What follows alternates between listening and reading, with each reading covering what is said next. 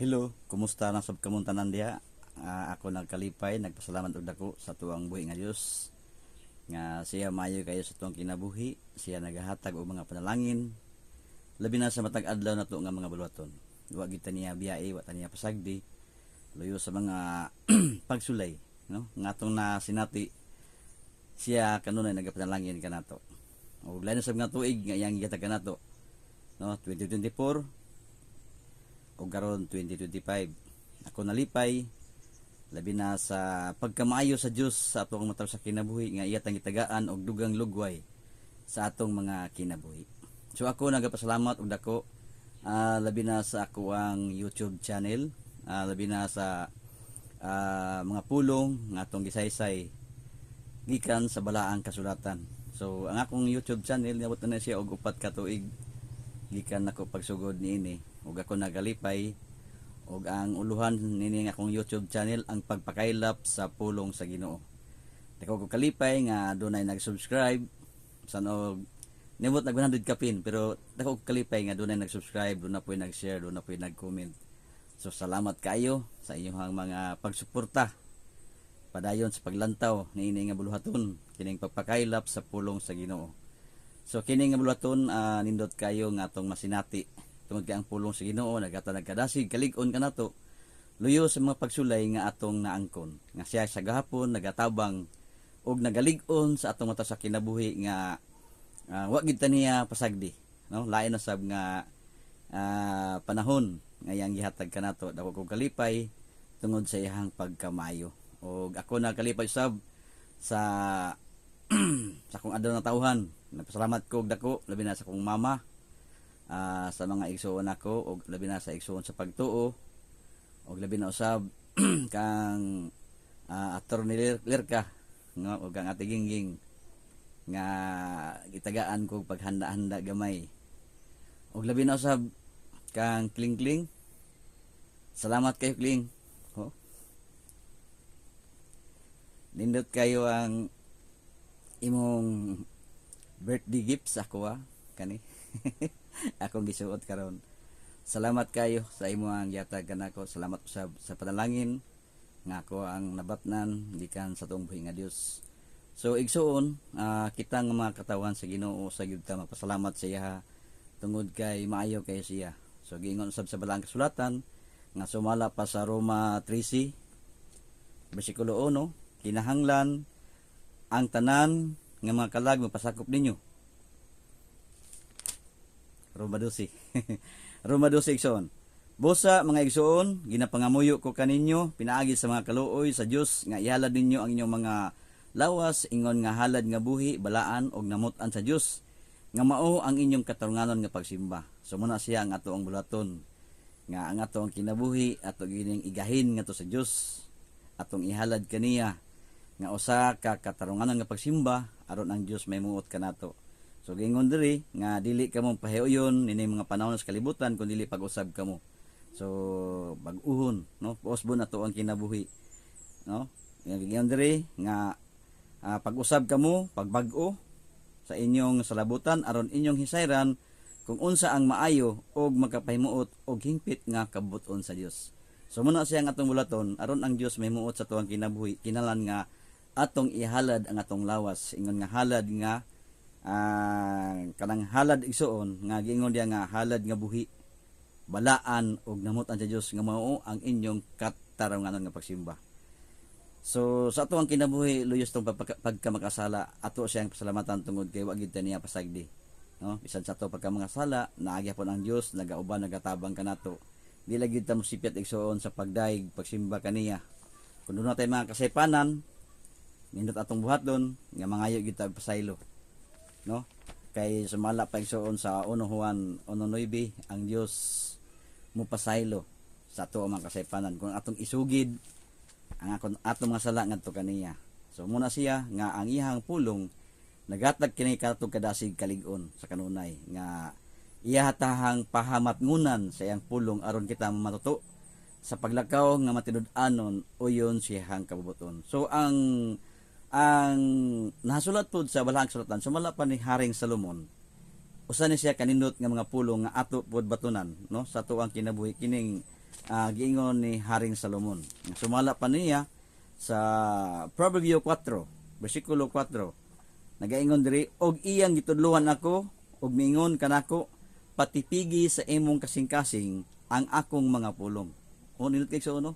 Gingon diya nga patipigi sa imong kasing-kasing, ang iyang mga pulong. Unsa gingon ni Igsoon? Bantay ang akong mga sugo og mabuhi ka. Bantay na to ang iyang mga sugo ug mabuhi ta. So ang iyang pulong ison muna siya ay sumala pa ni Salmista David sa Salmo 119:105, ang iyang pulong muna ay lamparahan sa atong mga tiil. Ang iyang pulong muna nakatag nato og igsoon og kadasig ug labi na sa iyang mga sugo nga ang iyang sugo muna naka pagkamatarong sa Ginoo sa tao tungod kay iyang pulong bala ang iyang kasuguan balaan matarong og maayo. Sumala pa sa Roma 7:12. So muna siya nga ang pulong sa Ginoo munay naghatag og kalig-on sa tuwa basta kay ang iyang pulong ato na siyang ipatik sa tuwang kasing-kasing. Sumala pa sa 11 sa Proverbio 4, hawiri gayod ang pahamangno, ayaw siya pagbuhii, bantay siya kay siya mao ang imong kinabuhi. So muna sa igsoon no nga ang iyang pulong kinahanglan nga ato nang tipigan sa tuwang kasing-kasing kay munay naghahatag kanato igsoon og kalig-on. Gipamatngon na kanon siya mga pulong aron nga dili ta magpakasala nining kalibutana. Gingon igsoon nga ayaw pagsulod sa lagianan sa daotan, no? Gitudloan ta. Ayaw pagsulod sa alagianan sa daotan ug ayaw paglakat sa dalan sa mga taong daotan. So gikontak igsoon, gipamatngonon gyud ta kanunay sa Ginoo. Ngano man igsoon nga iya nang gihimo tungod kay gihigugma ta niya, gimahal ta niya. Dili niya gusto igsoon nga malaglag ta nining kalibutana. Mabitan na igsoon nga gihatag niya iyang bugtong anak, no? Ang mutuo sa iyang bugtong anak nga mo si Jesus Christ dili malaglag kundi makaangkon sa kinabuhi. Perting nindota ang gihatag sa Ginoo, no? Likay kini, ayaw pag agi haduol niini. Tumipas ka gikan niini og padayon. So man siya nga palikayon ta sa mga buhat nga iya sadutan. Gingon ni Haring Salomon unya palikayon ta unya padayon ta sa atuang pagkinabuhi nga uyon sa kabuton sa tong buhi Dios. So man gingon diya sa balang kasulatan no sumala pa ni Haring Salomon nga anak ko pagmatngon sa akong mga pulong. Muna siya nga ang iyang pulong ato gina siyang matngunan. Kanang sa dihang atong nabati ang pulong sa Ginoo, no? Gingon diha ikiling ang imong idulongog sa akong mga gipamulong. Mamati ta sa iyang pamulong kung unsa ang saysay sa balang kasulatan kung unsa ang tudlo niya kanato. Muna iyang gingon nga atong matngunan ang iyang pulong. Ayaw siya pagbulaga gikan sa imuhang mga mata, no? Tipigi sila sa kinataliwadan sa imuhang kinakataliwadan sa imong kasing-kasing, no? Patipigan.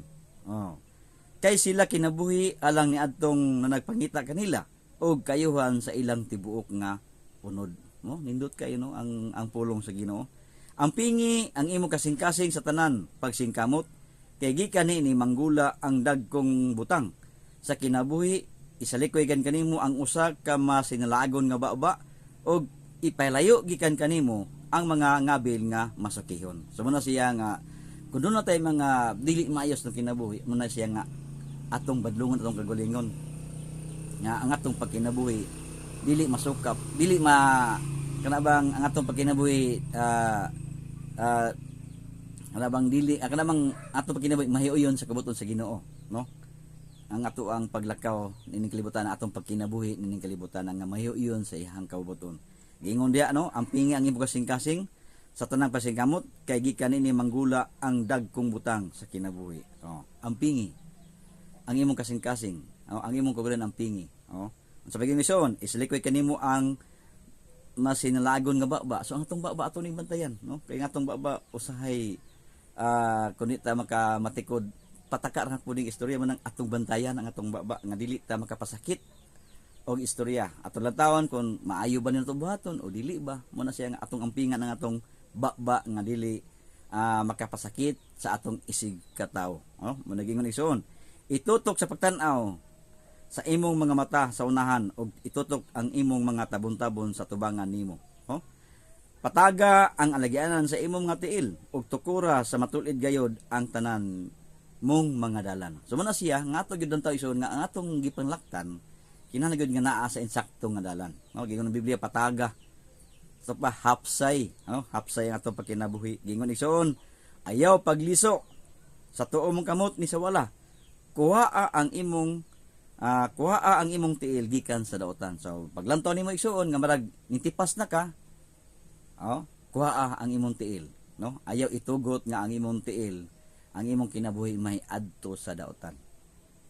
Muna siya nga atong lantawon sa makadaghan, no? Ang saysay ni Haring Solomon nga ang iyang pulong patipigan sa atong kasing-kasing. Muna sa igsoon nga sa atong pagkinabuhi, kinahanglan nga ang atong kinabuhi ato ning siguruhon ngano man hapit na ang Ginoo mo balik, no? Hapit na siya mo balik. Kinahanglan nga atong kinabuhi may huyon sa kabutong sa Ginoo nga sa iyang pagbalik makaangkon tanan niyang gingarian gitangana para natong tanan. So sa gingon sa Proverbio 10 bersikulo 9, kadtong nagalakat no sa pagkamatulid nagalakat sa kasiguruhan, di ba? Kung imong gitanaw igsoon nga ang imong ginalaktan insakto, paingon gyud ka sa kasiguruhan. Dili gyud malaglag ang imong kinabuhi. Muna siya nga kita ining kalibutan na magkinabuhi ta nga uyon sa kabuton sa tong buhi nga Dios. Gingon sa Balang Sulatan nga ihalad ninyo iyang lawas nga buhi, balaan og katarunganon nga pagsimba.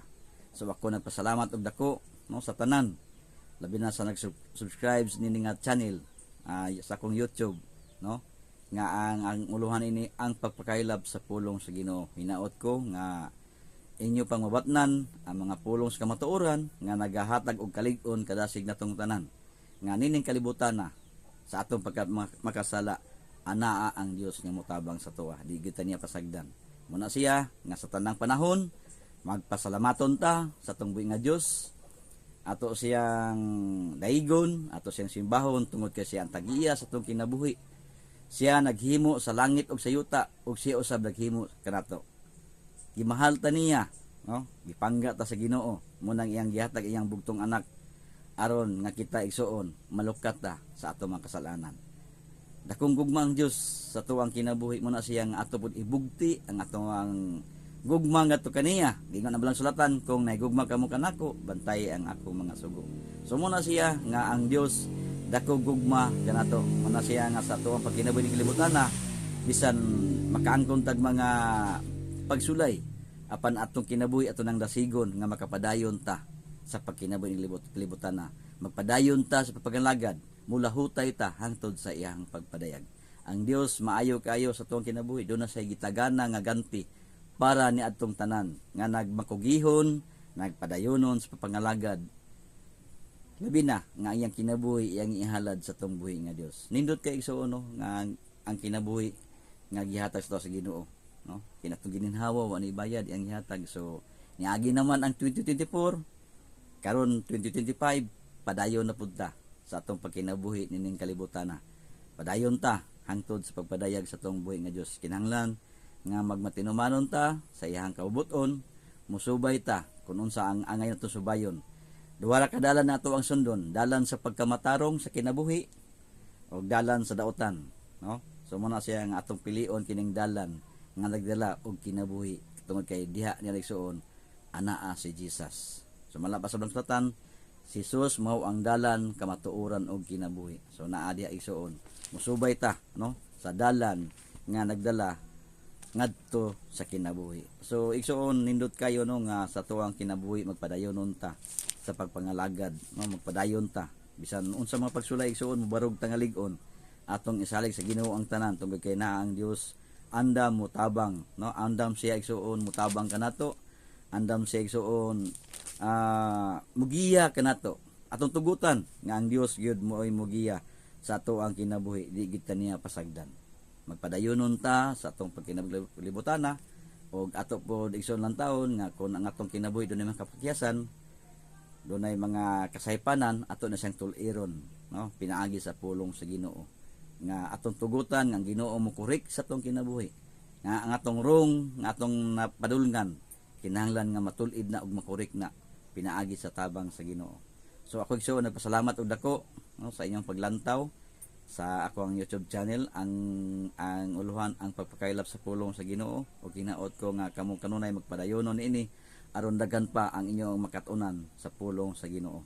Ug ako nagkalipay, nagpasalamat og dako nga kanunay mo naglantaw nagsunod niini nga kining uluhan ang pagpakailap sa pulong sa Ginoo.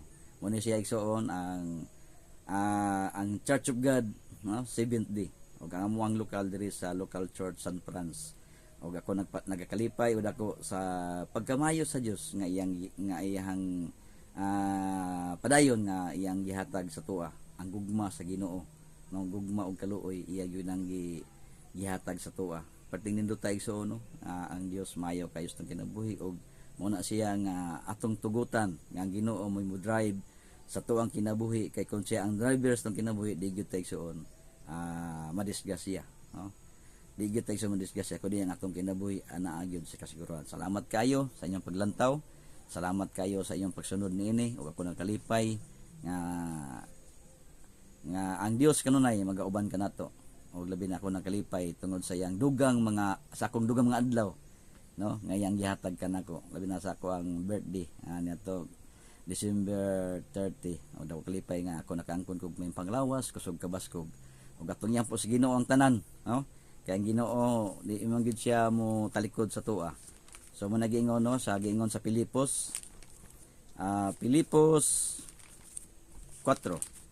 Ang saysay sa balang sulatan nagaingon diri sa Pilipos 4 bersikulo 6. Dili kamo man nagkagool sa bisan unsa kun dili sa tanan.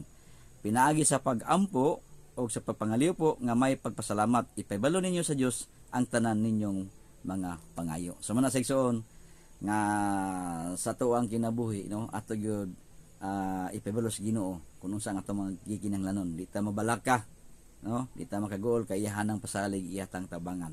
O ginaot ko nga kita igsoon magapadayonon ta sa atong pagkinabuhi libutana sa atong pangalagad nga mula hutay ta paingon ngadto sa katapusan sa tuang kinabuhi. Salamat kayo.